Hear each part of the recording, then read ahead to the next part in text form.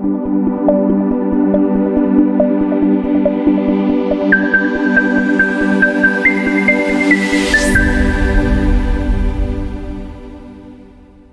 वालेकुम, आप देख रहे हैं ENI न्यूज़ और मैं हूं राशिद खान। जी, इस वक्त मैं मौजूद हूं एक हॉल में और आप यहां देख सकते हैं कि आज यहां पर तिब कौंसिल और होम्योपैथिक कौंसिल की जानिब से एक खामोश एहतजाज किया जा रहा है इस काले कानून के ख़िलाफ़ कि इस इदारे को ख़त्म किया जा रहा है। हकीम और डॉक्टर से बात करते हैं, उनका मौक़िफ़ क्या है। मौजूद है डॉक्टर हमाद, उनसे भी चल के जानते हैं आज इस प्रोग्राम के हवाले से। हमाद साहब, क्या कहेंगे आज जो ये तकरीब हो रही है यहाँ पर आया, आज जो प्रोग्राम हुआ है इसके बाद आपको कोई बेनिफिट मिलेगा? क्या गवर्नमेंट आपकी ये बात सुनेगी जो उन्होंने ये काला कानून लायक कर रहे हैं कि ये आपके दोनों तिब और होम्योपैथिक के जो उसको ख़त्म किया जा रहा है शोबे को? अस्सलाम वालेकुम, बिस्मिल्लाहिर्रहमानिर्रहीम। अच्छा, ये बाद में शॉर्टली करूँगा क्योंकि अभी आपको पता है टाइम है और कितना वो कंजप्शन है। ऐसा ही कि ये तो पिछले 10-15 सालों से हम लोग काम करते हुए आ रहे हैं। ये सिर्फ पुरअमन एहतजाज है हुकूमत से और हमारा इसमें कोई इंपॉर्टेंट रोल सिर्फ ये बनता है कि चाइनीज़ मेडिसिन जो आ रही हैं वो ठीक है, उनकी कौंसिल एक अलग बने, लेकिन हमें ख़त्म ना किया जाए। हमारे इदारों को ना होम्योपैथिक और तिब कौंसिल को ज़म ना किया जाए। अगर हुकूमत चाहती है कि वो उनका जो है कौंसिल बनाना चाहती है, ट्रेडिशनल मेडिसिन का वो बना है, मसला नहीं है, लेकिन हमारे साथ इस तरह का कोई सलूक ना किया जाए। तो हमारी जो है ना जनाब वज़ीर आज़म साहब से और जो भी हमारे हेल्थ के जितने भी यहाँ पे मिनिस्टर मौजूद हैं पाकिस्तान में और तमाम चारों सूबों में, हमारी उनसे बहुत मौदबाना गुजारिश है वीडियो रिस्पेक्टिवली कि हमारे मुतालबात को सुना जाए और हमारे साथ जो है ना हमारे साथ खड़े होकर शाना बशाना हमें सपोर्ट की जाए। डॉक्टर मोहम्मद सदीक तारिक साहब, उनसे भी बात करते हैं आज इस तकरीब के हवाले से, तो उनसे डिटेल जानते हैं। डॉक्टर साहब, क्या कहना चाहेंगे आज की इस तकरीब के हवाले से आप? औज़ुबिल्लाहिमिनश्शैतानिर्रजीम, बिस्मिल्लाहिर्रहमानिर्रहीम। आज ये तिबिया कॉन्फ्रेंस सिंध ने आज की यह एहतजाजी कॉन्फ्रेंस का एहतमाम किया है।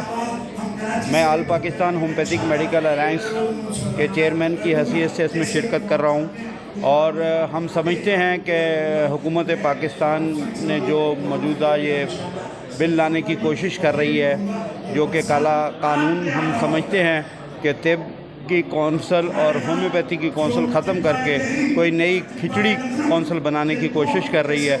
होम्योपैथ पूरे पाकिस्तान में बराबर एहतजाज है। हमारे कौंसिल के इलेक्शन भी हो रहे थे, वो भी एक कोर्ट के आर्डर के ज़रिए कैंसिल किए गए। हम जो लोग वहाँ पे एडमिनिस्ट्रेटर बैठा हुआ है होम्योपैथिक कौंसिल में और जो दूसरा शख्स है नॉमिनेशन शख्स, उसको अपना लीडर नहीं मानते। नेशनल काउंसिल फॉर होम्योपैथी के फौरी इलेक्शन कराए जाएं जहां उन अफराद को जो कि आप समझते हैं कि सही मायनों में मुल्क भर में होम्योपैथ की नुमाइंदगी करते हैं और तमाम होम्योपैथी तंजीमों के ज़िम्मेदारान को तलब की एक इजलास में बुलाया जाए और उनसे मशावरत के बाद किसी कानून को हम मानेंगे। बासूरत दीगर हम इस काले कानून को नहीं मानते। हमारे साथ मौजूद है होम्योपैथिक डॉक्टर जावेद शाह साहब, उनसे भी आज इस प्रोग्राम के हवाले से पूछते हैं। अच्छा डॉक्टर साहब, सबसे पहले मैं ये पूछूंगा, मैंने अभी ये देखा आपका एहतजाजी बैनर, उसमें लिखा नामंजूर नामंजूर, काला कानून नामंजूर। ज़रा इसके बारे में बताएं, आखिर कौन सा काला कानून है जो नामंजूर आपने ये बैनर लगाए हुए? मैं होम्योपैथिक डॉक्टर सैयद जावेद शाह, साबिक सदर national council for homeopathy, Pakistan homeopathic physician society का फाउंडर हूँ और अल्हम्दुलिल्लाह कई अरसे दराज से होम्योपैथिक और ताज मेडिकल कॉम्प्लेक्स में प्रैक्टिस करता हूँ।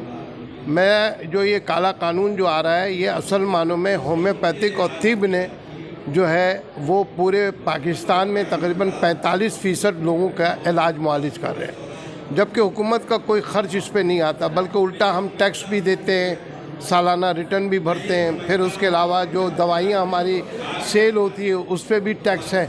अभी ये 3 महीने के अंदर अंदर गवर्नमेंट को तकरीबन 70 से 80 करोड़ रुपए का फ़ायदा हुआ, जबकि हमारे स्टूडेंट जो हैं जो तालीम हासिल करते हैं उन पे गवर्नमेंट कोई एक पैसा देती नहीं है। पहले देती थी तो पर स्टूडेंट 35 पैसा होता था, जबकि दूसरे सिस्टम पे लाखों रुपया खर्च होता। अब आप ये बताइए कि जिस दूसरे सिस्टम पे लाखों रुपया खर्च हो, वहाँ पे आप 35 पैसे में कैसे पॉसिबल समझते हैं कि वो स्टैंडर्ड हो? तो ये स्टैंडर्ड गिराने में भी जो कुछ भी हुआ, ये बाकायदा गवर्नमेंट ऑफ पाकिस्तान की जिम्मेदारी है, क्योंकि ये अवामुन्नास का पसंदीदा तरीका इलाज है।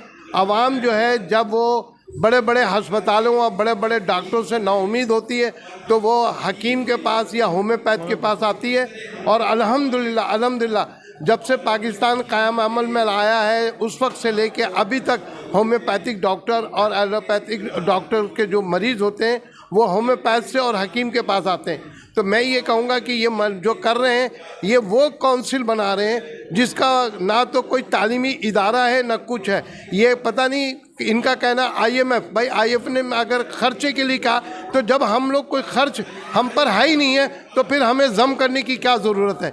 मैं ये कहता हूँ कि हुकूमत को चाहिए कि हमारा अब तो मुतालबात है, हमने इतने अरसे से खामोशी तमाशा बने रहे, हमारा डायरेक्टरेट अलग होना चाहिए, हमारी मिनिस्ट्री अलग होना चाहिए जैसे दूसरे मुल्कों में है, पड़ोसी मुल्क में है, क्योंकि होम्योपैथिक तरीका इलाज से गवर्नमेंट को काफ़ी फाइनेंशियली फ़ायदा पहुंचा रहे हैं। और यहाँ तक कि मेरा ये दावा है अगर हुकूमत हमें रिसर्च करने का मौका दे, जो हमारी कराची के अंदर इमारत है जिस पे कॉलेज खोला गया है उसके ऊपर अगर सही तौर पे हुकूमत जो है रिसर्च करे तो मैं बड़ी बात नहीं कहता हूँ कि हुकूमत वक्त को जो है ना कशकोल मांग ले करके जो भीख मांग रहे हैं ये IMF से उधर से, ये सारा कर्जा जो है वो उतर सकता है। क्योंकि जड़ी बूटी जो है अल्लाह ताला ने पाकिस्तान को जो बनाया है इसके अंदर बड़े वसाइल दिए, लेकिन हमें उस वसाइल को हम इस्तेमाल नहीं करें। तो मेरा ये ख़ास मुतालबा है कि रिसर्च पे काम करें जिससे अरबों खरबों डॉलर मिल सकता है और इनकम शुरू हो सकता है। तो पाकिस्तान के अंदर इस तरह के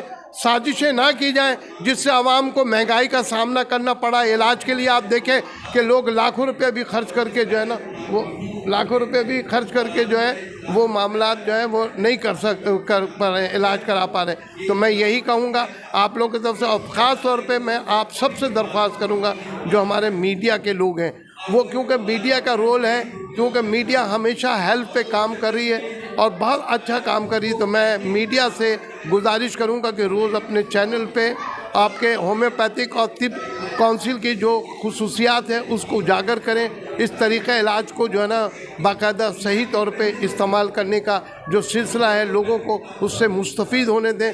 बाकी इस टाइप का काला कानून ना बनाए जिससे अवामुन्नास को परेशानी का वो हो। जी नाज़रीन, इस वक्त हमारे साथ मौजूद हैं हकीम नसीम काज़मी साहब। तो आज इस प्रोग्राम के हवाले से काज़मी साहब से बात करते हैं कि आया जो यहाँ पर आज जो प्रोग्राम का इनेकाद किया गया है उसकी बेसिक वजह क्या थी और आया कि इस प्रोग्राम के बाद कोई हुकूमती सतह पर कोई रहनुमाई होगी। अस्सलाम वालेकुम सर। काज़मी साहब, आपने इतना बड़ा इवेंट्स किया है, इसकी तरफ वजह बताएँ और अब तक आपको इसमें क्या रिस्पॉन्स मिला है। अस्सलाम वालेकुम तमाम नाज़रीन, हकीम नसीम अहमद कासमी मेरा नाम है। मैं जिस कौंसिल का जिक्र करूँगा उस कौंसिल का मैं साबिक मेंबर भी रहा हूँ और प्रिंसिपल हूँ कासमी यूनानी तिब्बी कॉलेज कराची में, और इस वक्त कन्वीनर हूँ इस पूरे सिंध का। जो हमारी एक एहतजाजी हमने कमेटी बनाई है पूरे मुल्क में, इस वक्त अतिब्बा, होम्योपैथ और तमाम जो दीगर हमारी तिब्बी तंजीमें सब एक जगह एक ही प्लेटफॉर्म पर हैं। तो जॉइंट एक्शन कमेटी जो है वो तिब्बी यूनानी की बनी हुई है।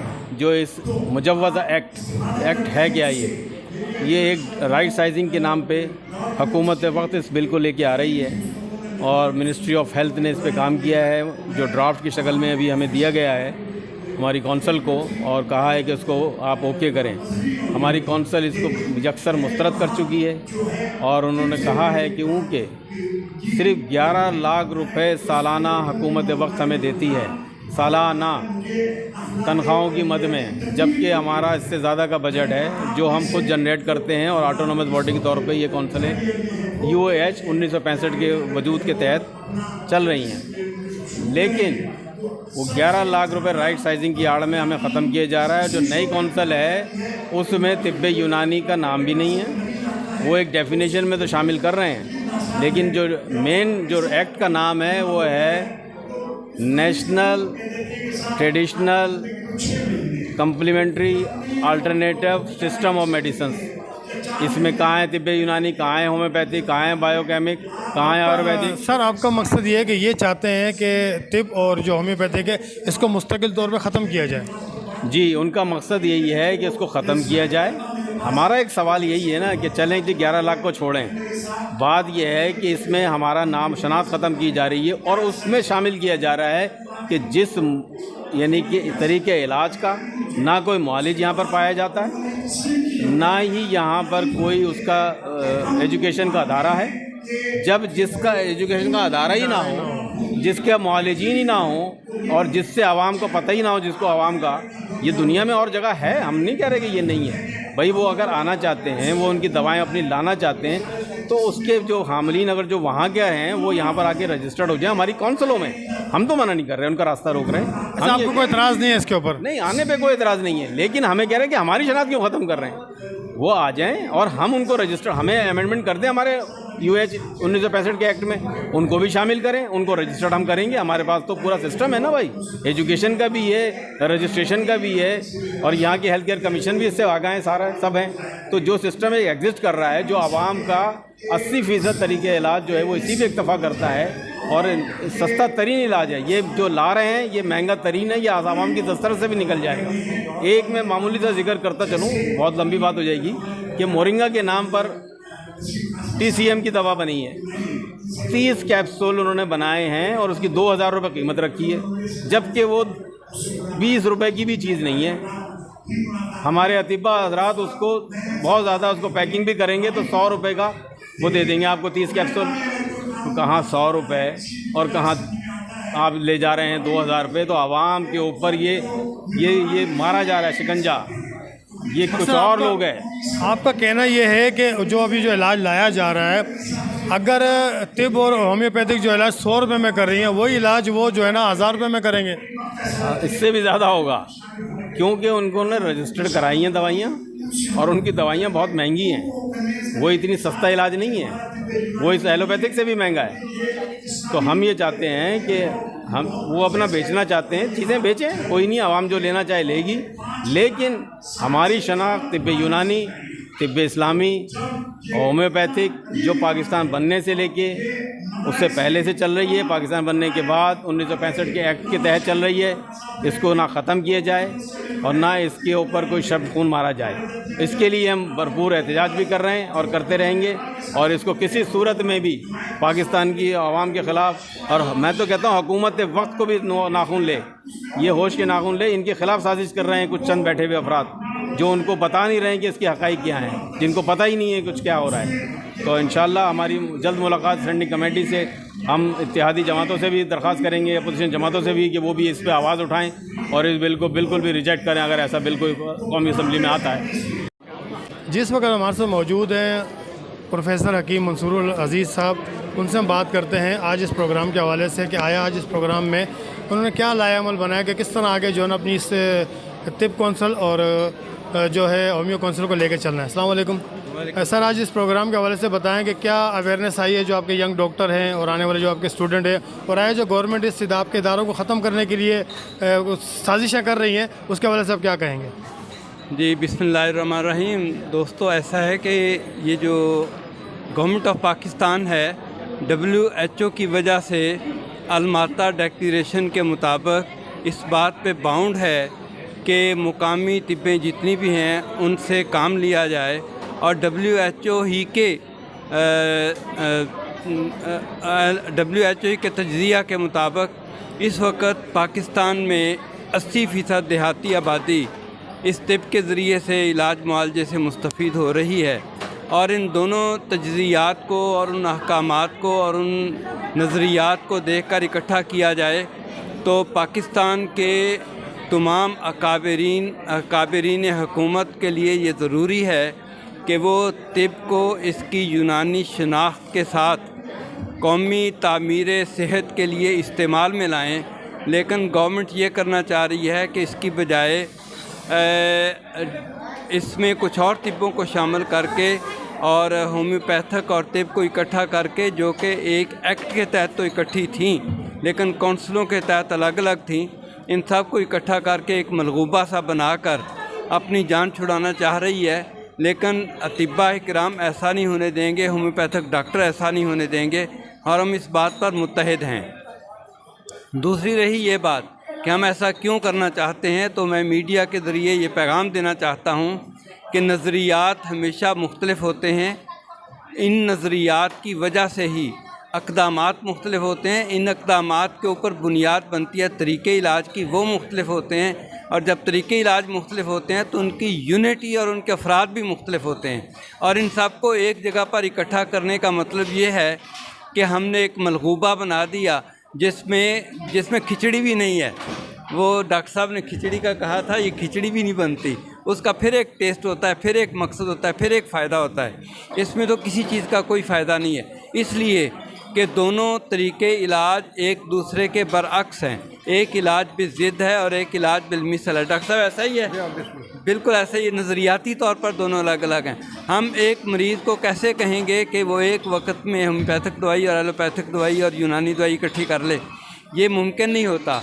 और तीसरा ये है कि हमने तो बिल आखिर ये सोचना है कि मरीज़ की भलाई किस में है। मरीज़ की भलाई इसमें है कि उसको पाकिस्तान के आइन के मुताबिक उसको उसकी पसंद का तरीके इलाज अपनाने की इजाज़त दी जाए और खुली छुट्टी हो, जो कि इस वक्त ख़त्म करने की कोशिश की जा रही है। तो मैं मीडिया की वसातत से ये कहूँगा कि गवर्नमेंट को ऐसा कानून नाफज करने से पहले उसके स्टेक होल्डर के साथ मिल के देखना चाहिए कि क्या ये आवाम के लिए मुफीद भी है कि नहीं। मिनिस्ट्री के पास ना कोई डॉक्टर है, ना कोई हकीम है, ना कोई होम्योपैथिक है कि वो ख़ुद से फ़ैसला कर सके, इसलिए कि ये मरीज़ों के इलाज का मसला है और बहुत सेंसिटिव मसला है। इसके लिए मुतल्लिका लोगों से मिलकर फ़ैसला करने की ज़रूरत है। वो हमें एतमाद में लें, हमारी बात सुने और उसके बाद किसी फ़ैसले पर पहुँचें। जी बहुत शुक्रिया जी। जैसा कि यहाँ के जो प्रोफेसर हकीम साहब का यही कहना था कि गवर्नमेंट जो काला कानून लायक कर रही है ये हम होने नहीं देंगे। इस एहतजाज को हम आज तो हमने कराची में शुरू किया है, फिर हैदराबाद अगर इसको ना रोका गया तो उसको हम पाकिस्तानी सतह पर लेके जाएंगे। बहुत शुक्रिया। कैमरामैन मोहम्मद सरफराज के साथ राशिद खान को दीजिए इजाज़त। अल्लाह हाफिज़।